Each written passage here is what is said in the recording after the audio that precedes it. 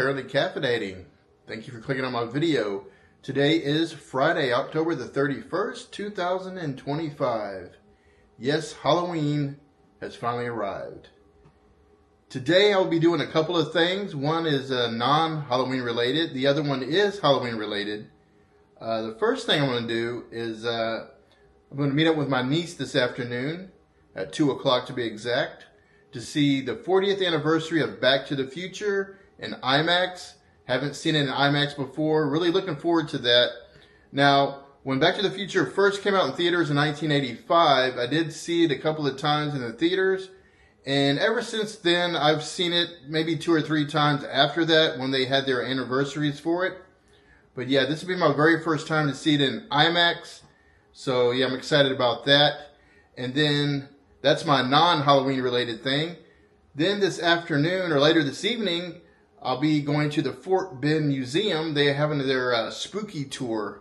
So that's my Halloween related thing I'll be doing. And then to cap the night off, I'll be watching the original 1978 classic Halloween. That'll complete my October movie challenge that I've been doing. I've been watching a scary or Halloween themed movie every day this month. Last night I watched It's the Great Pumpkin, Charlie Brown, and I'll finish it off tonight with Halloween. But first things first, I'm going to head over to this building where it all began, where I saw Back to the Future for the very first time in theaters when it originally came out. The building is still there. It used to be Lamar Cinema 1 and 2. It has closed many years ago. I don't know when it closed, but it has been closed for a very long time. But I wanted to start my video there and just show the building, the theater, where I first saw Back to the Future on the big screen, where I fell in love with that movie. It's my favorite movie of all time. So let's start there. So thank you for watching my video. Let's get caffeinated. Join me if you will. It's good to have you here. Will you? Also, I'm wearing an appropriate t-shirt. Getting ready for this afternoon.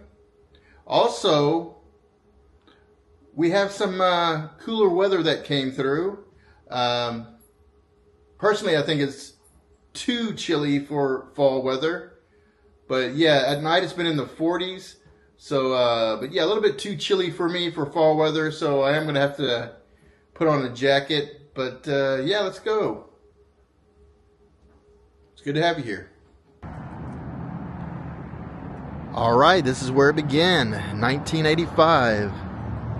Back in the day, this was Lamar Cinema 1 and 2, where I saw Back to the Future for the very first time on the movie screen. They had 2 movies showing. This is where the movie posters would be, right here and here. That was the ticket booth. And like I said, this place has been closed for a very long time.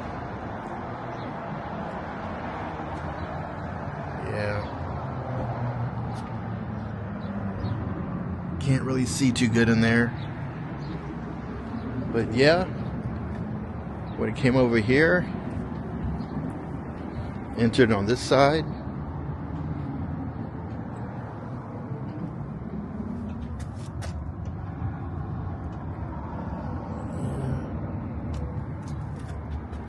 Yeah, it was right here in Lamar Plaza. But yeah, I can't believe it's been 40 years.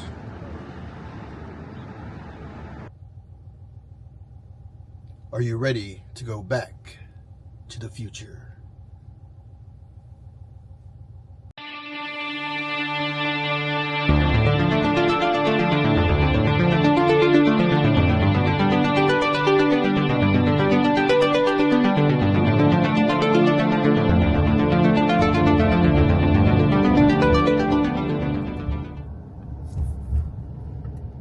We made it.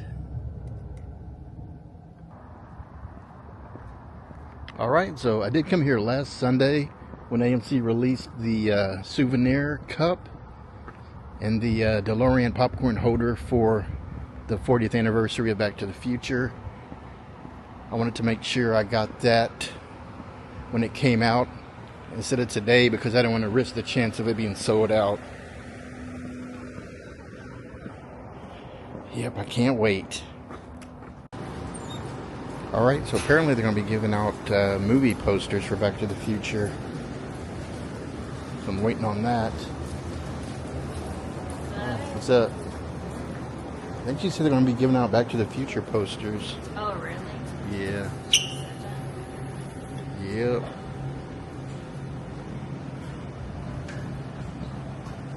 Great Scott. Alright, I got my posters. It's Feel the Flux. 40th anniversary.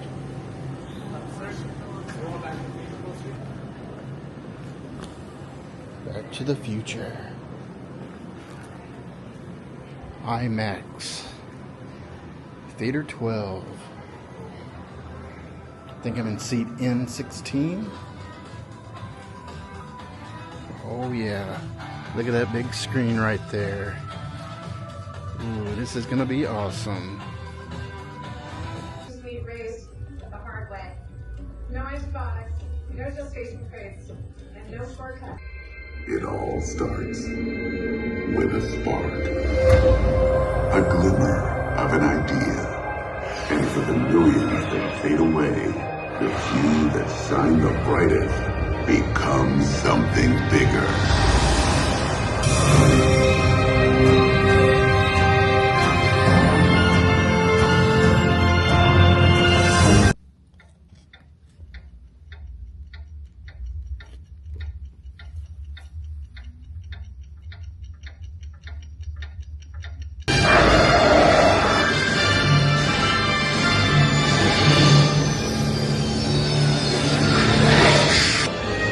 Alright, that was awesome. Back to the Future.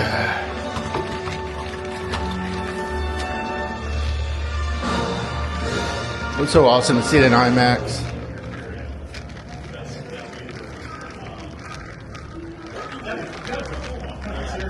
There we go.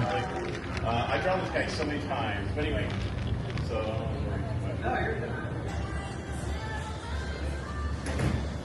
Alright. There's a new Avatar movie, Fire and Ash. And the new Predator, Badlands. Wow. Even after 40 years, it's still awesome. Oh yeah, that was awesome. 40 years. I've seen that movie so many times, and it's still good. I just got home from the movies and just admiring my movie poster of Back to the Future that I got signed by the man himself, Michael J. Fox. But yeah, I've seen this movie hundreds and hundreds of times, and I own it on 4K and even have a VHS copy of it, and I can watch it whenever I want to. But there's just something about going to the theater and sitting down with other people and, you know, having your popcorn and drink and watching it on the big screen. And I really don't know how to explain it, but driving home, man, I really had some good feelings about it. I mean, it was almost like I was watching it for the first time again. The way I felt after watching it for the very first time, leaving the theater, that's how I felt today. I mean, 40 years later, this movie is still great to me. It holds up. It's timeless. It's a classic. I love it. It's one of my favorite movies of all time. And just showing a few things that I've collected over the years from the Back to the Future movie. I got this at Target not too long ago. It's the town square of Hill Valley. It's got the poles there when Marty drives through and goes back to the future. But yeah, anytime I find something cool that has anything to do with Back to the Future, I try to get it.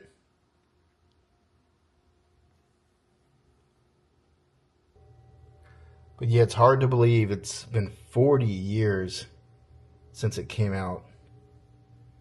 There's my 4K of the trilogy. That's a DeLorean model that I put together years and years ago.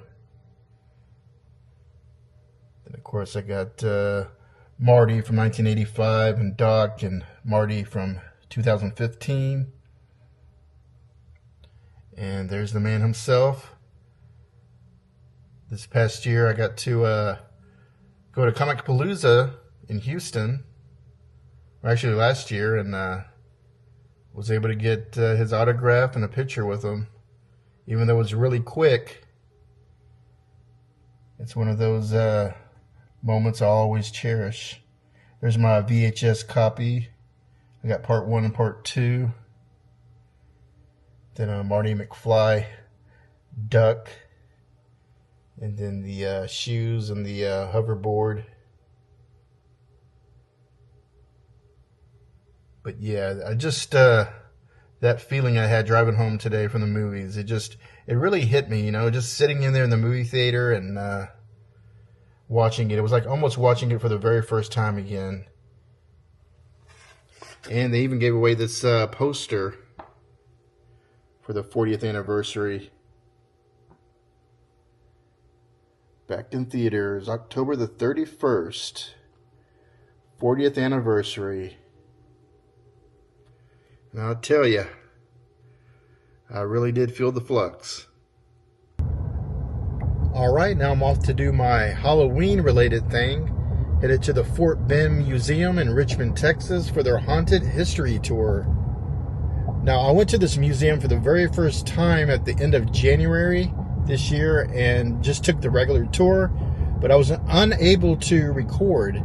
I couldn't use my video camera. I was able to take pictures, but I couldn't record. So I'm hoping that tonight I'll be able to, you know, do some video of it. If not, I'll just have to take some pictures and show it at the end of the video.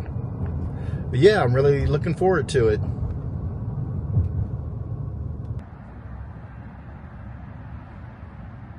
Alright, I just made it to the museum. I'm just walking around out here, just in case I can't film on the inside. But this is the 1855 Moore House. And back over yonder, that yellow building over there is the 1855 Longsmith Cottage. And there's the main building, the museum part, located at 410 5th Street. But yeah, I'm really hoping they let me film inside. But yeah, we'll see. But it should be really fun. I just noticed this statue over here. I didn't notice that the last time I was here. I don't know who that's supposed to be, but yeah, that's the Moore home. I'll walk around to the other building. Like I said, just in case I'm not able to film, I will definitely take pictures and show it at the end of the video. But yeah, it's a really cool museum.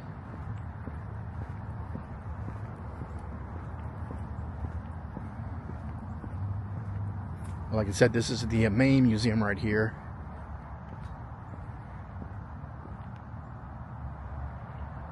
Fort Bend Museum. I wonder how spooky it's going to be.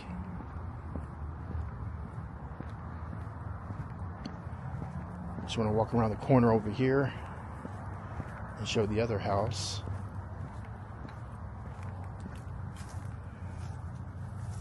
Oh, there's a pecan harvest festival, November 22nd, 10 to 4.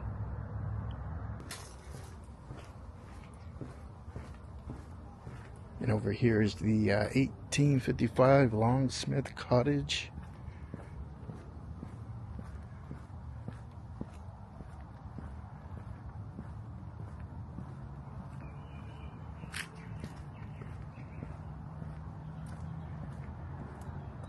There's a sign over here, Erastus Deaf Smith.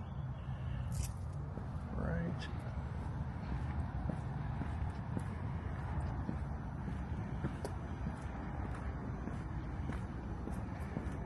I'm not sure what the setup's going to be like, if they're going to have people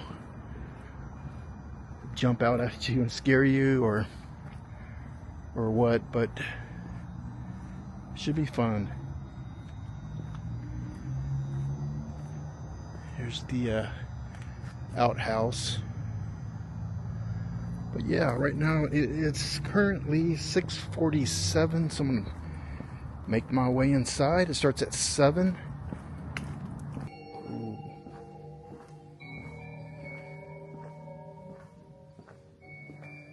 Ooh. Spooky.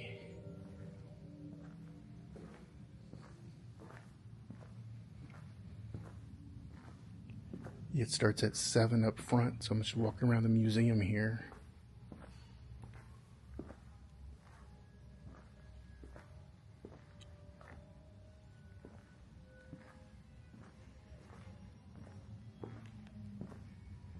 Yeah, it's a pretty nice museum.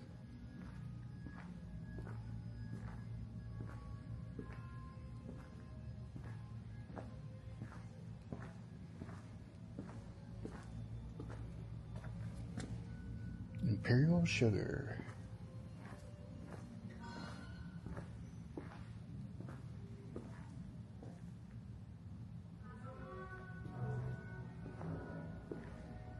Yeah, I'm really hoping I can video on the tour.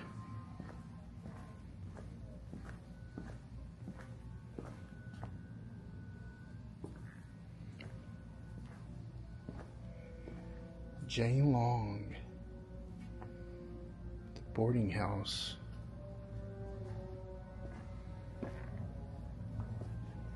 Got my Michael Myers t-shirt on for Halloween.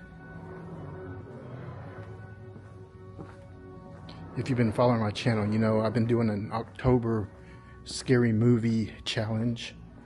Well, not necessarily scary, but scary or Halloween themed movie that I watch every single day in the month of October. And tonight I'll be watching the original classic Halloween movie to complete my challenge.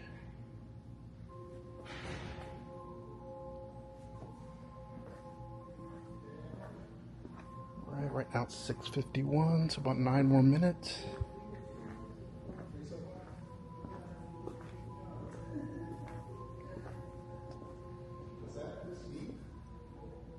Oh. Got this gift shop over here. I like this shirt. Don't make me repeat myself. History. History's gonna change.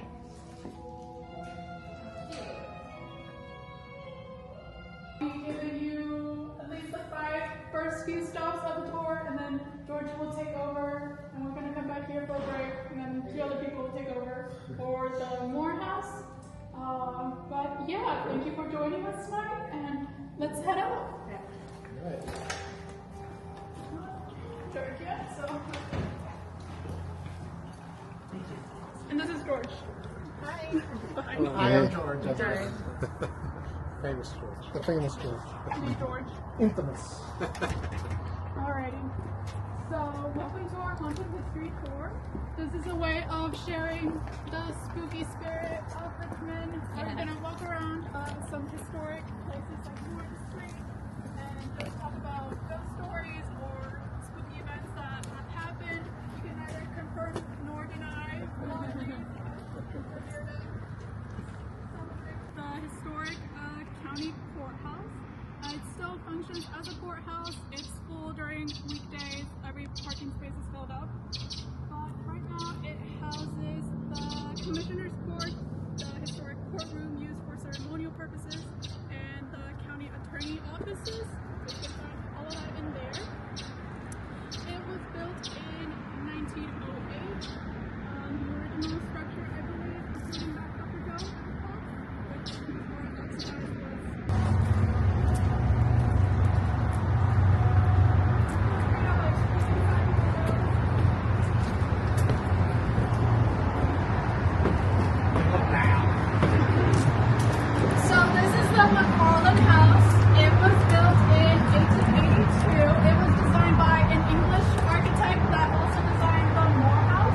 was.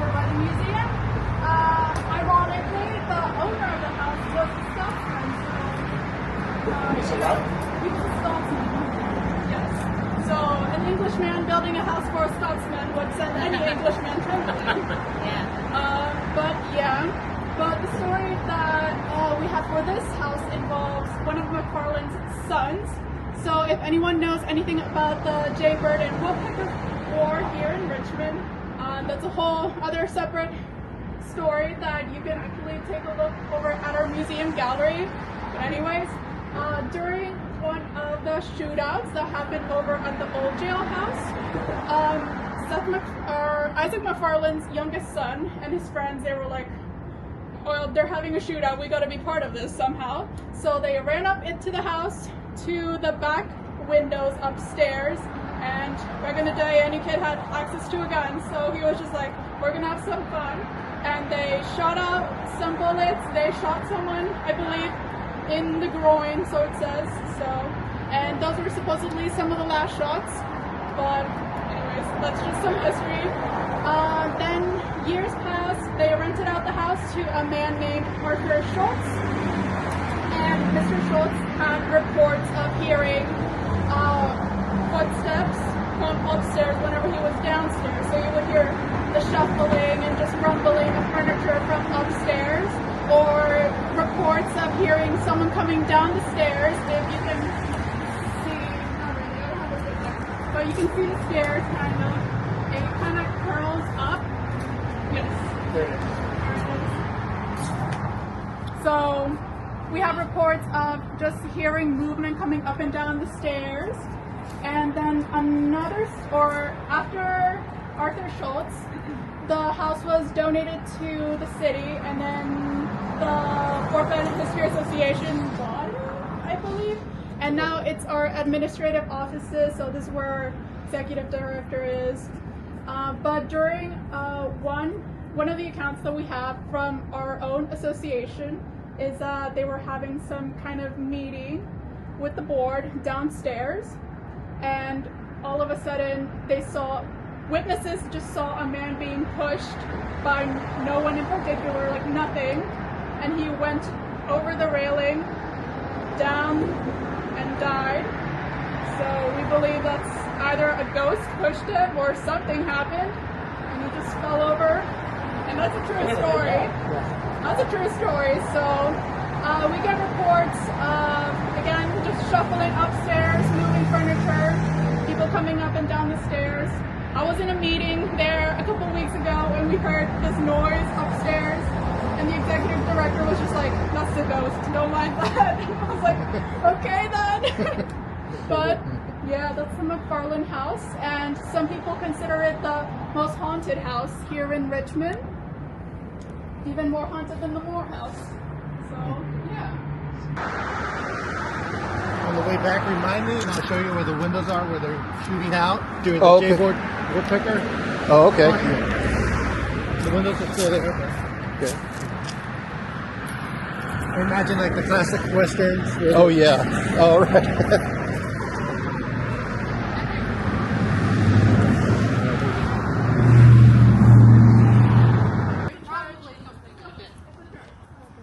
There's gotta be some spirit. There's usually a truck parked all the way up there, and it's not there. It's also usually darker. I'm confused as to why it's not dark. Daylight saving time. Yeah, but anyways, before we go onto Morton Street proper, just some history. So Morton Street is historically the center of Richmond. If you just take a look at it, you're like, wow, this is like an old town. It was from a plot of land by William Morton, who was one of the original settlers of Richmond. Came over with Stephen of Austin, the old 300, all of that. So all of this was his plot of land, and also Morton Cemetery, which ironically is not where the Mortons are buried.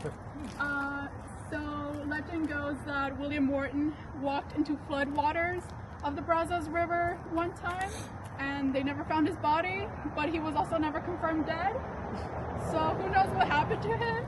Skipped out of some predators. So he's not buried anywhere? No, we never found it. And yeah. What was his name? William Morton. William Morton. The back, which is the final door, I believe, not that front one, but to the left. So there's a barbershop there, which is very old. It was opened in 1885. It's still a barbershop right now. You'll look through it and they do all sorts of things. It's a notary as well. Back in the day, you could be a doctor, a lawyer, a barber. But anyways, the owner of the building also rented an apartment in the back room.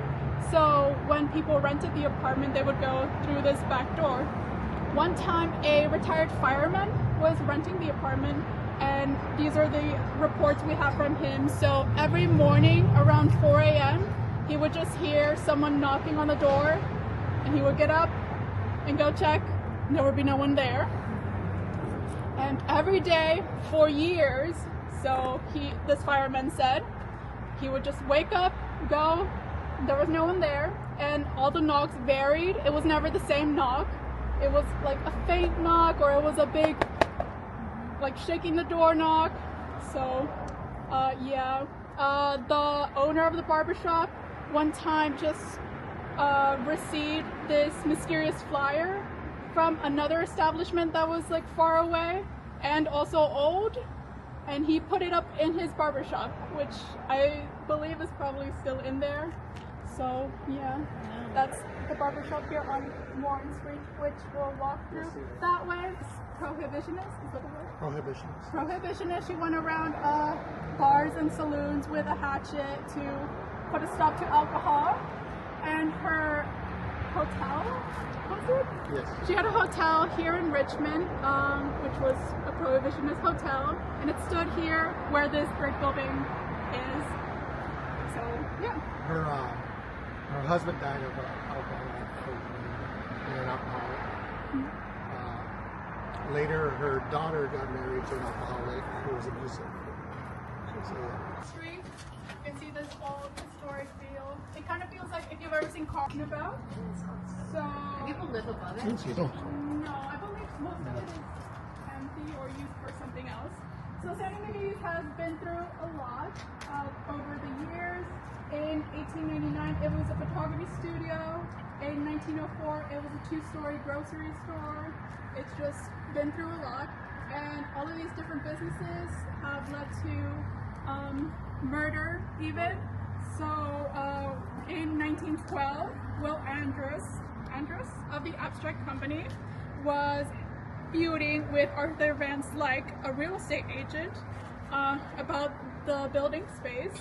And one day, just Andrus confronted Van Slyke with a gun, because that's what people do. And he just shot him dead outside, left him to bleed. Yeah. But then eventually Sandy McGee's has been here since 1996, so it's definitely more recent, but they have reports of all the mysterious things that have happened over the years. So over the years, the different tenants and businesses have just had eerie feelings of being followed around or watched, which is something that's seen in many of these tales. Good job, Elena. Thank you. Yes. This is the first time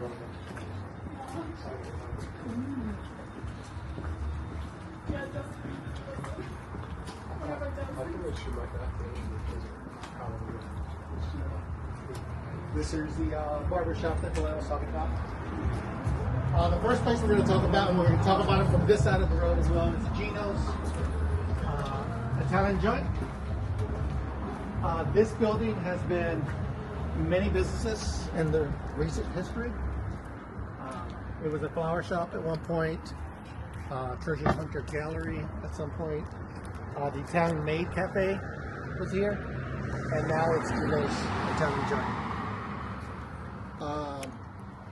Right around 1914, a bank occupied the space, and they have a bank vault that's there to this day down below.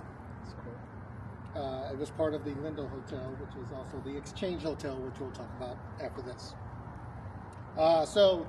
When there was a flower shop, an employee talked about how her and other employees of the shop from time to time would see a man peeking around the corner and smiling. and it was just something that would happen consistently, or not consistently, but happened several times. But whenever they go to check to see who it was, there was nobody there. Employees of the Treasure Hunters Gallery, which moved around the corner and it's still there to this day. It's a pink building again across the saloon, downstairs saloon. She was out throwing trash in the back when she heard a young man say hello. She turned around, and this is a young man in his 20s, had big sideburns, and had no idea who he was.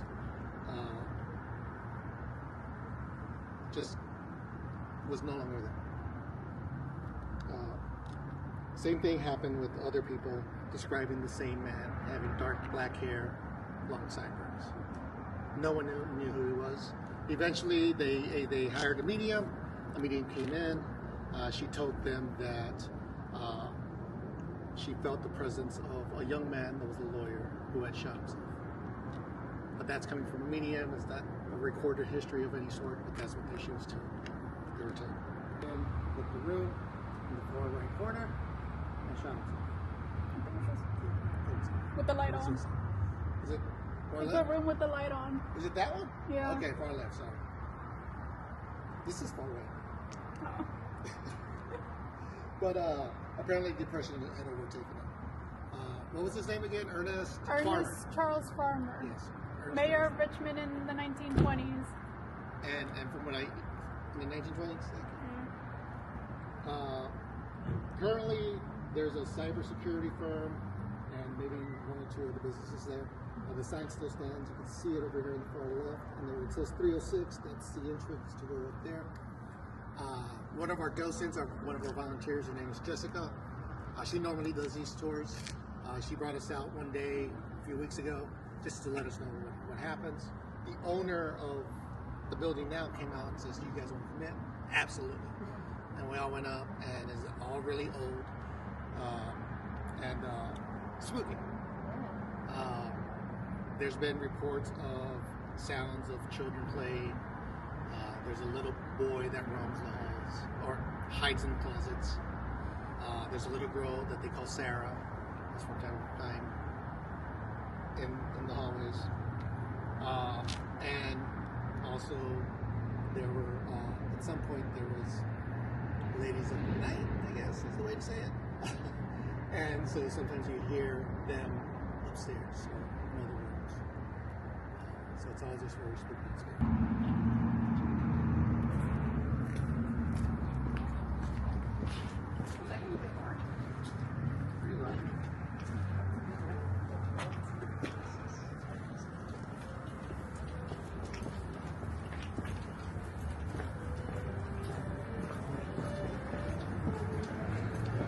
That opens straight up the stairs. So this is the entrance to the Exchange Hotel.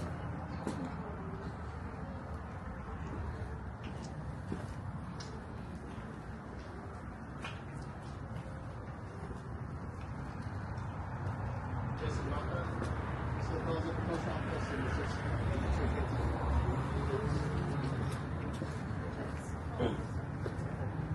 you can see a little bit of the history of this family in the gallery. Lots of stuff over for Hispanic heritage.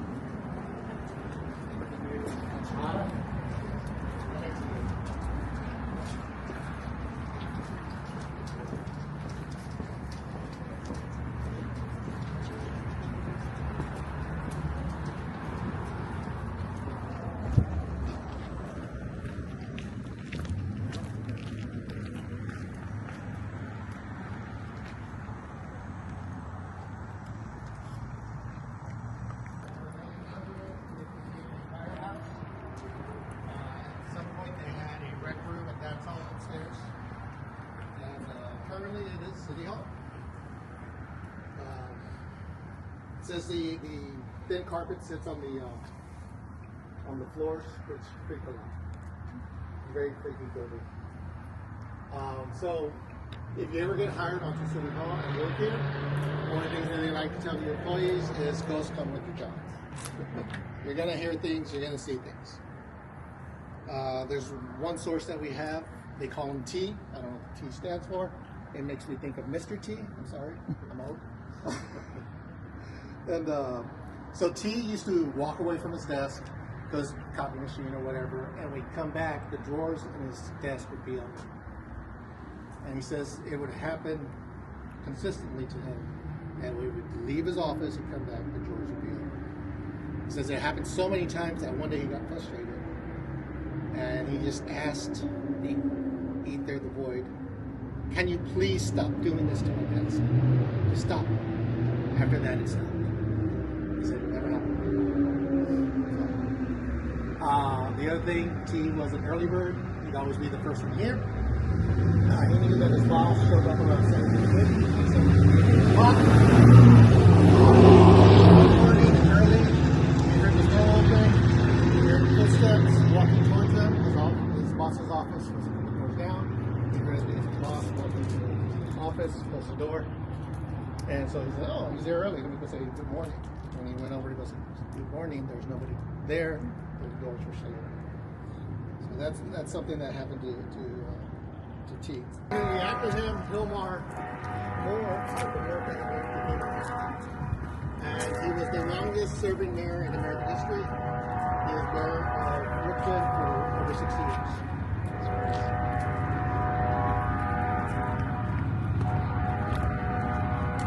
Nostalgia is not a real.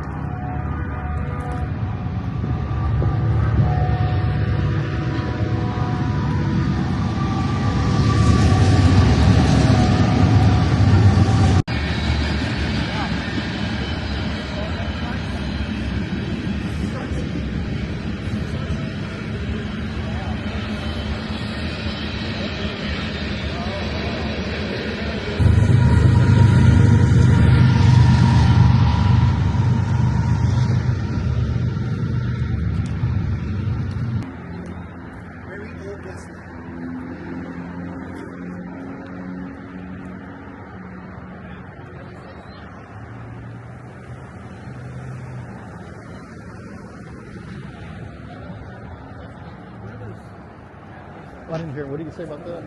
This is the window where the teenagers shot out of during the Jaybird and Woodpecker feud. So back in the day, there was pretty much nothing here. So this building wasn't here. They shot all the way to the police station, which is on the other side of those trees. Oh, okay. There were two homes. It's the Morrison home and the Pembroke Ida Dyer home. This is not what the house looked like, or the original home. The original home was also built around 1883 by Clem Bassett. He was a prominent attorney.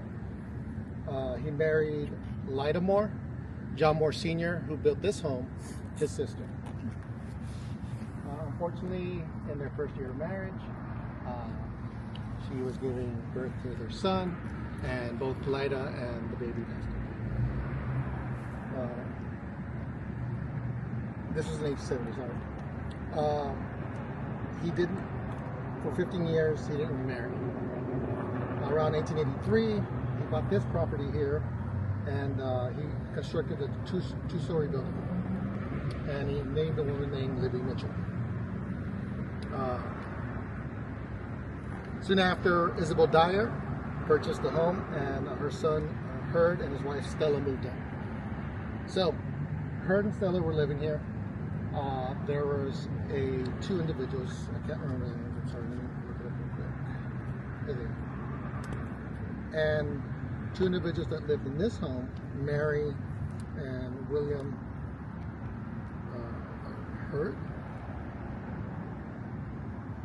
One day they went on a trip to Galveston. It was them and some children. They go to Galveston, and unbeknownst to them, there's a hurricane coming in. They go to a safety house of some sort. It gets flooded out. They get washed out. All but one died, and one little girl. So everyone but one little girl passed away. So there's a lot of like tragic history in both homes. Was that The 1906? 1950. Oh, later. Yeah, 1950. When one of the women that died here, or one of the daughters, I don't remember, but they brought her body back because luckily at least they found her body and they had her displayed here. Yes. So the viewing was in this room. There's a train of bodies that came back from Galveston. I believe Mary's body was the woman that lived over here. She never remarried.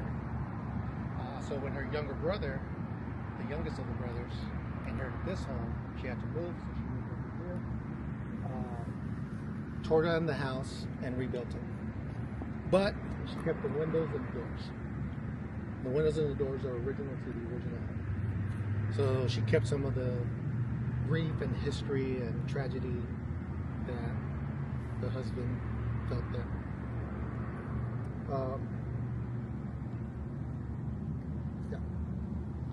Ivy spent 20 years in this home.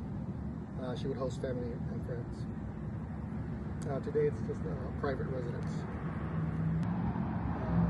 Notice some unusual events going on. It was small things like things falling off the shelves, sounds of doors opening and closing, and dogs being nervous. Wade would, he and his friend were one day sitting down relaxing. They heard somebody come into the kitchen door. No one ever came through. The dogs went crazy. They ran up to the stairs and they started barking up the stairs as if somebody was standing up there. But there was nobody there. And another instance involving the dog was he heard the dog barking and then yelping, and the dog was upstairs. So he runs upstairs and he sees his dog, and it looks as if the dog is being pinned down and he's crying, like it's yelping for help. And so he walks over, and as soon as he starts walking towards the dog, he releases him and ran away. So yeah, so there's barking of unseen entities. Wife and children, and so eventually she sold it in 1881. And that's when he went back home, was in 1881. In 1917, a mother and widow named Rebecca Austin Newton purchased the home. 2 years later is when the Newton family lost Mary and William at the beach. In 1942, it was sold to John Moore III. So now you have John Moore Jr. here, John Moore III living here, and Ivy Moore living there. So tragedy struck John Moore III somewhat, in that the oldest son of John Moore Sr. is Raymond Moore. He had a son, Raymond Moore Jr. Raymond Moore showed up one night, belligerent, to the home. A scuffle broke out, and John Moore III shot him dead. He was never charged with any sort of murder or anything. His claim is self-defense. So he never got charged for anything like that. His cousin. Killing His his cousin. cousin. Killing his cousin. Killing his cousin.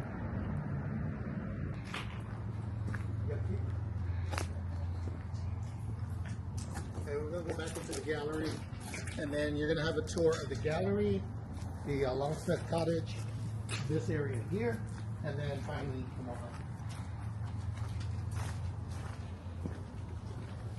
This grape arbor was built by John Moore Sr.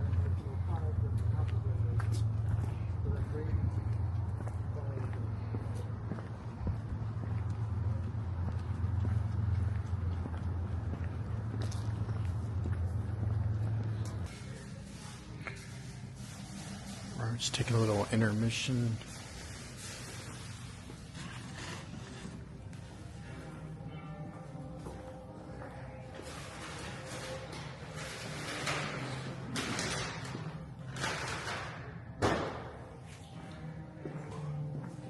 Magnets.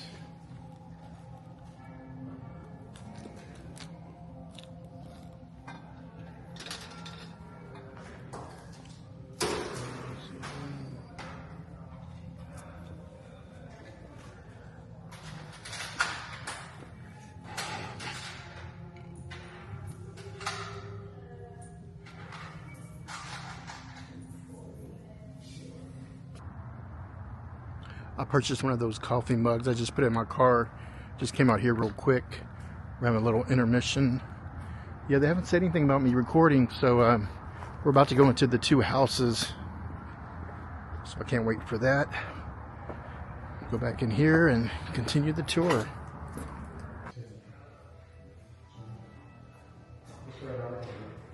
Kind of looks like Rambo.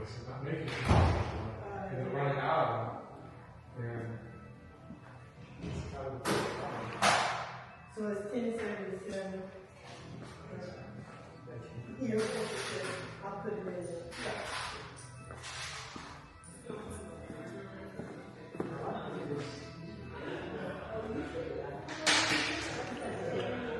Yeah, they say they do these tours every year, so I definitely want to come back next year.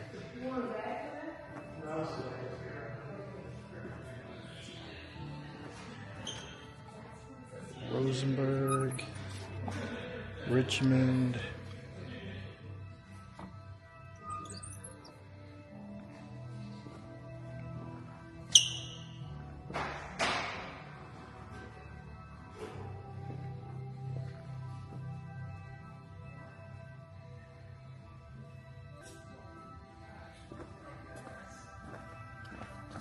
Down here.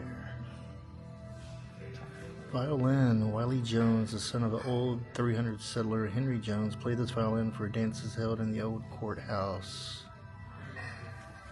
Uh-oh. You're turning the lights off.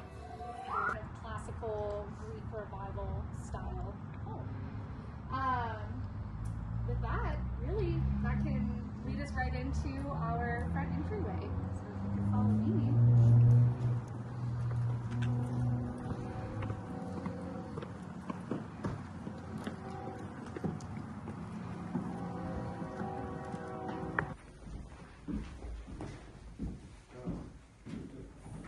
Yes, so you'll notice, of course, we have some very elaborate onto the handrail. Too.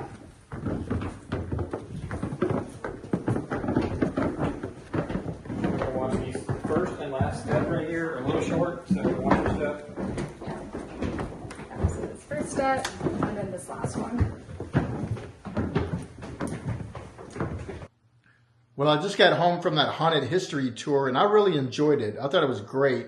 It started out outside with a couple of tour guides. They took us around town, and then we came back into the museum for a little intermission, and then two more tour guides took us into, there's two houses that we went into.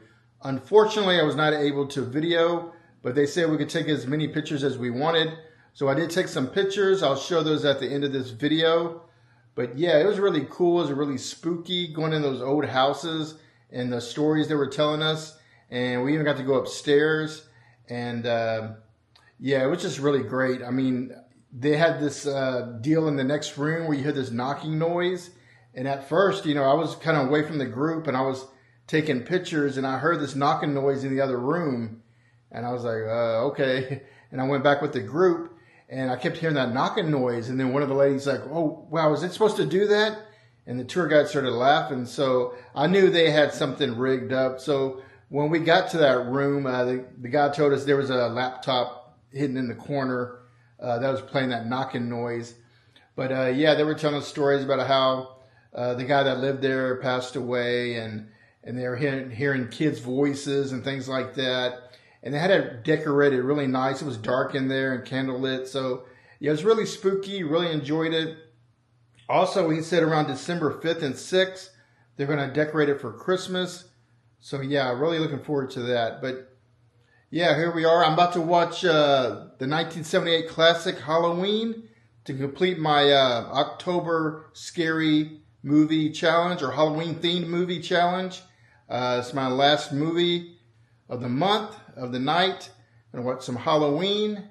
And yeah, Halloween has come to an end. I had a really good time today. Went to go see Back to the Future in IMAX, the 40th anniversary. Can't believe it's been 40 years, but yeah, after seeing it in theaters, man, I just had this cool feeling, you know. It reminded me when I saw it for the first time in theaters. You know, it had that kind of feel to me. You know, I own it on Blu-ray and 4K, and I could watch it whenever I want, but it's just something about watching it in the theater. it just brought back a lot of memories. And then I'm glad I was able to go to this haunted history tour. It was really fun. I look forward to doing it again next year. So yeah, I mean, that's going to end my video. I really do appreciate you watching. Be safe, be kind, and stay caffeinated. Happy Halloween.